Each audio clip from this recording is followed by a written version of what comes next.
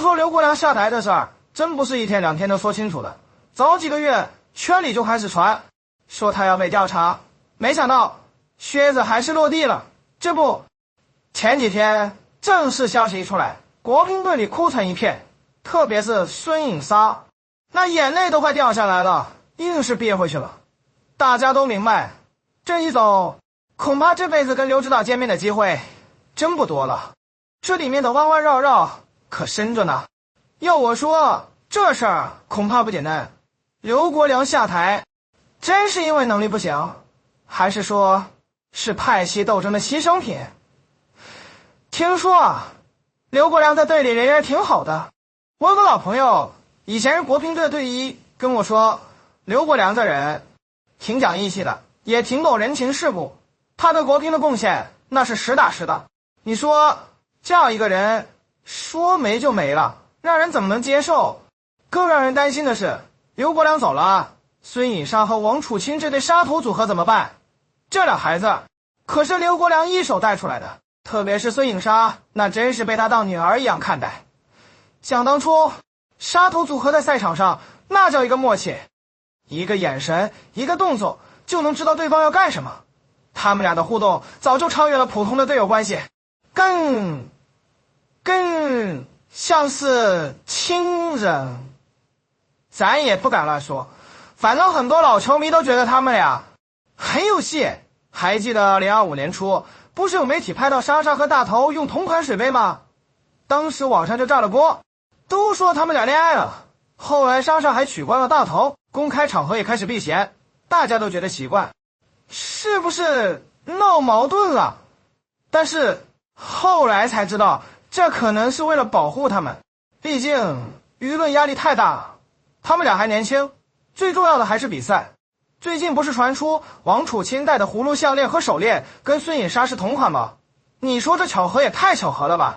要我说，这俩孩子心里肯定是有对方的，只是现在情况特殊，他们不敢公开罢了。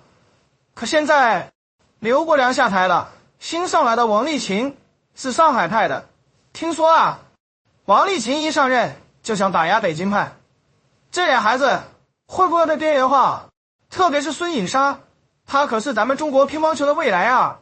说到这儿，咱们就得好好说道，刘国梁被调查，真的是因为侵占公款、生活奢靡吗？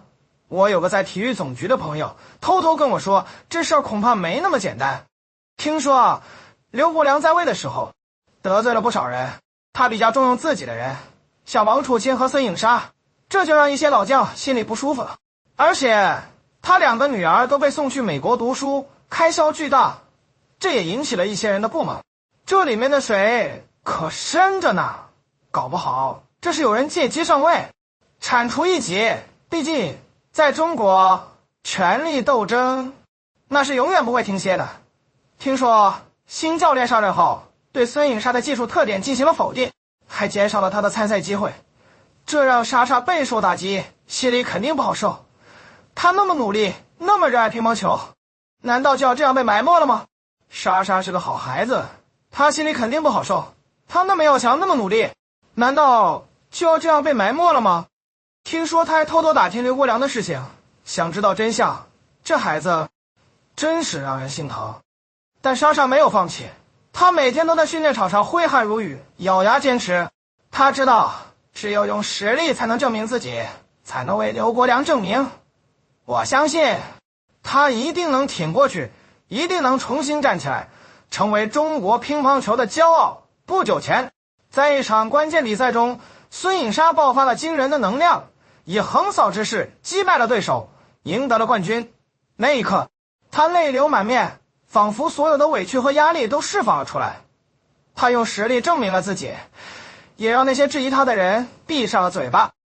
大家都相信孙颖莎的未来一定会更加辉煌。说到底，咱们老百姓啊，最关心的还是中国乒乓球的未来。什么饭圈文化，什么派系斗争，这些都跟咱们没关系。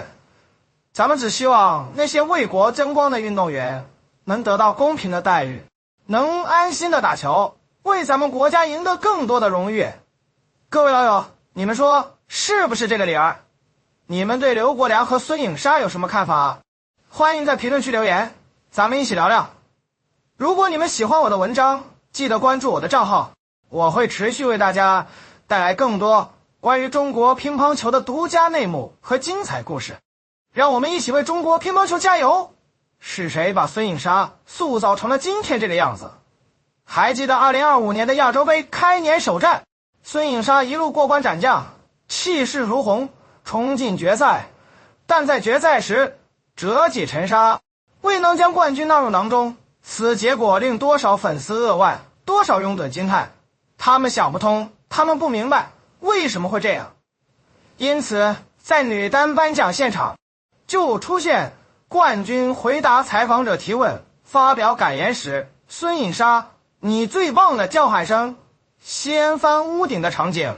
可以说场馆里叫喊的粉丝是最不甘心的一群人，他们不明白孙颖莎怎么能只夺得亚军呢？所以他们坚信孙颖莎你最棒，潜台词是夺得冠军的王曼玉也不如你那么棒。感情上一点没错，但逻辑上大错特错。至少这一次这一场你输了，哪怕屈居亚军你也是居了。亚军有什么呢？成千上百的人想得而不能呢。瓦罐不离井上破，将军难免阵中亡，遑论并没亡于阵中。留得青山在，不怕没柴烧，不是吗？当然不少人懂得这个道理。他说一直考第一的孩子考个第二怎么了？不行吗？是啊，不行吗？一直在最前沿冲锋陷阵，拼命厮杀，偶尔失手落了下风，拿个第二怎么了？第一升的是国旗，第二升的不也是国旗吗？只要升的是国旗就是好事。把外协全赶出决赛圈，咱自己包揽前三，功莫大矣。不但乒坛，职场也总是鞭打快牛，因此总是能者多劳。企业里80%的利润是20%的员工创造的，这就是管理学上著名的28定律。孙颖莎就是那20%的员工，不，他是20%里的20%的员工。因此此时就有人挺身而出为孙颖打抱不平，称他为工具人，说他是门票保障和广告代言收入大部分归国乒。言下之意是孙颖莎被利用了。我不是谁的球迷，我只是乒乓球迷，我陈述客观事实罢了。事实上孙颖莎被谁利用了吗？那我倒要问问，是谁把她塑造成了今天这个样子的呢？毫无疑问，首先是她自己。自从垂髫小耳时选择了打乒乓这条路，这不是业余打乒乓锻炼身体，凭的是爱好。不，他选择的是职业乒乓道路，因此他就注定一步步向前走，一步步走到了今天。如果说这是个祭坛，他把自己当做了祭品摆上了祭坛；如果说这是个火坑，他自己纵身一跃跳了进去。24-15年孙颖莎进入国乒2队，2017年进入国乒1队，此后一路走来就基本是身不由己了。胜利，一场场胜利，冠军，一个个冠军。这些胜利和冠军恰如台阶，让她登上了女子最高峰，成为万众瞩目的焦点。好了，焦点来了，那就聚焦吧。其次，恰逢国乒要实现乒乓商业化，商业化的核心是要明星，一如美国 MMA、欧洲 FA 的一样，没有明星何谈商业化，好吗？瞌睡碰到枕头，二者不谋而合，后者说一拍即合，联袂合作，共同造新国乒。或者还有 W777， 即世界乒联一方面着力培养孙颖莎，一方面着力宣传孙颖莎。孙颖莎呢也很争气，出必战，战必胜，一个个冠军拿到手软，一次次胜利赢得欢畅。加之孙颖莎甜美可人的形象、落落大方的举止和战无不胜的成绩，使得其获得无数粉丝。毫不夸张地说，她是男女皆爱，老少通吃。若说 WTT 把孙颖莎当作工具，那是周瑜打黄盖，一个愿打一个愿挨。到了这个份儿上，孙颖莎身不由己了。这样的强强联合，焉有不所向披靡的？据说在上海举办的乒超联赛，最后一场光门票收入就有6000万元人民币。大众化给商业化提供了基础，商业化成为大众化的迭代升级。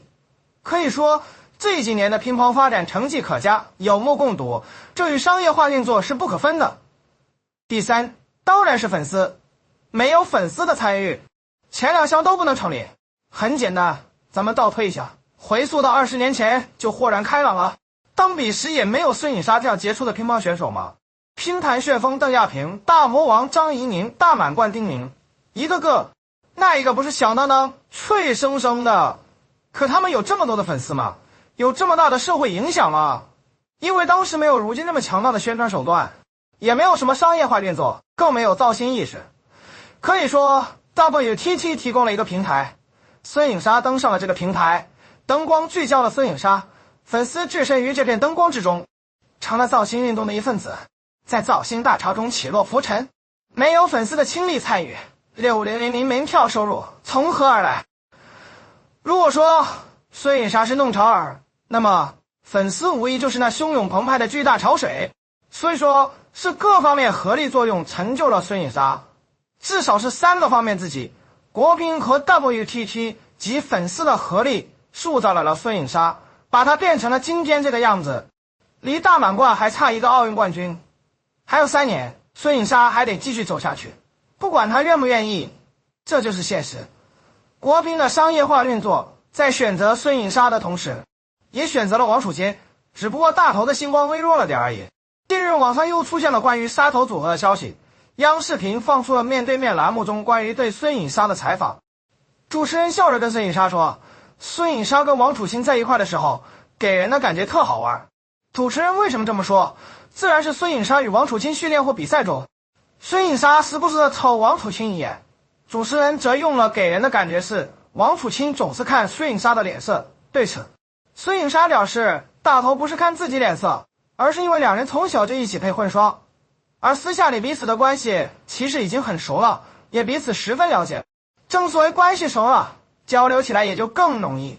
所以孙颖莎说，跟王楚钦一起训练时，如果王楚钦在训练中出现失误，或者在比赛中球没打好，自己机会看王楚钦一眼，只是眼神交流，不用孙颖莎说话，王楚钦就知道孙颖莎要表达的意思了。而且孙颖莎在谈论王楚钦看自己眼神这件事时，还用了男孩这个词来形容王楚钦。孙颖莎说，男孩嘛，有时候有2个球没打好，自己就会看他一眼。本来孙颖莎跟王楚钦眼神交流一事就已经很有趣了，让人感受到孙颖莎年纪不大，但行为举止还挺老成的。而在谈及王楚钦时，孙颖莎这个男孩称谓一出，当真是让人有些忍俊不禁了。孙颖莎对王楚钦的这称谓，咋给人一种长辈的感觉呢？不得不说，孙颖莎面对镜头时当真是会说话的，既不紧张也不怯场，一切都是娓娓道来。也不知道孙颖莎说出男孩2个字时到底咋想的，真的被孙颖莎这个小大人给逗笑了。其实与王楚钦搭档，王楚钦训练失误或比赛没打好，孙颖莎一个眼神示意，在一些球迷看来，这也是一种正能量的体现，因为彼此之间传递的不是抱怨，而是积极的交流。虽然不是言语交流，但正如孙颖莎所言，2人都已经很熟了，彼此十分了解，在训练或比赛场上，大家都是挥汗如雨的，有时候也会累得大喘气。这个时候彼此之间的交流，与其费劲的去语言交流，不如眼神或肢体动作交流。但有句话还是该说不说，在莎莎面前，大头的确有些怪。或许这就是莎局的气场压制吧，毕竟大头只会在赛场上对对手凶，对队友，对朋友，那就如同晴日里灿烂的阳光，给人以温暖。体育圈的瓜来得猝不及防，作为一个已经在体育新闻圈摸爬滚打多年的老咸鱼，看到最近这波体坛风波，真的是直呼好家伙！亚洲杯决赛后的那一幕，简直就像是一部青春偶像剧的经典场景。谁能想到，在孙颖莎经历了0-4惨败之后，王楚钦会用这样的方式默默守护。要说这位大头平时在球台上可是个莽夫，但这次的一系列歧视行为，属实是让人眼前一亮。在机场那个特殊时刻，王楚钦愣是玩出了人体盾牌的新花样。你别说，这个斜前方1.5米的距离把握的，简直就像是提前量身定制的保护圈，既不会太近引发闲言碎语，又能在关键时刻立马变身人形挡板。这操作，说他没经过特训，我都不信。有些人的成长不是靠岁月，而是靠经历。记得去年在新加坡大满贯赛的时候，可是孙颖莎在王楚钦失意时挺身而出，用自己的身体挡住了媒体的长枪短炮，这一来一回的互相守护，真的让人感慨万分。这哪里是什么塑料队友情，分明就是亲兄妹级别的默契。最让人忍俊不禁的是，王楚钦那个系鞋带的骚操作。讲真，作为一个在体育圈混迹多年的老油条，我愿称这波操作为年度最佳掩护。这哪是系鞋带啊，这分明是在演示什么叫做此处无声胜有声的艺术。也有人说这是在碰瓷 CP， 但是在国乒这个大家庭里，队友之间的互相关心和照顾本就是再正常不过的事情。你品，你细品，王楚钦微博简介里那句混双搭档孙颖莎至今都没删，这哪是什么暗戳戳的心思，分明就是光明正大的战友情谊。说到他们的日常互斗，那可真是有意思。据说每次大赛前，王楚钦都会给孙颖莎带河北的驴肉火烧，而孙颖莎则会回赠东北红肠。这种朴实无华的关心，比那些浮夸的营业不知道真实到哪里去啊。其实在体育界，这种纯粹的战友情并不少见。就像当年的张继科和马龙，场上是对手，场下是铁哥们。但凡是经历过高强度训练的运动员都懂，这种在汗水中培养出来的情谊，比金子还珍贵。现在的体育圈真的需要这样单纯的故事。在这个充满商业价值和流量至上的时代，能看到运动员之间这样纯粹的守护，着实让人感动。回想起来，这些年看过太多体育圈的起起落落。有人说现在的体育圈太过娱乐化，但我觉得只要这种真挚的情谊还在，那就永远值得我们期待。在这个浮躁的时代，能够守护彼此的人才是最珍贵的。说真的，作为一个经常蹲体育新闻的老咸鱼，我真心希望这样的故事能多一些。不是为了制造话题，不是为了博流量，就是单纯的记录下运动员之间这种相互扶持、共同成长的美好瞬间。借用一句网友的评论来结尾：赛场上我为你补位，生活中你为我挡枪，这才是最好的队友情。这大概就是体育精神最动人的注脚吧。对了，要是这文章有啥说的不准确的地方，欢迎来到。反正我这个体育新闻老咸鱼的脸皮早就练得比城墙还厚了。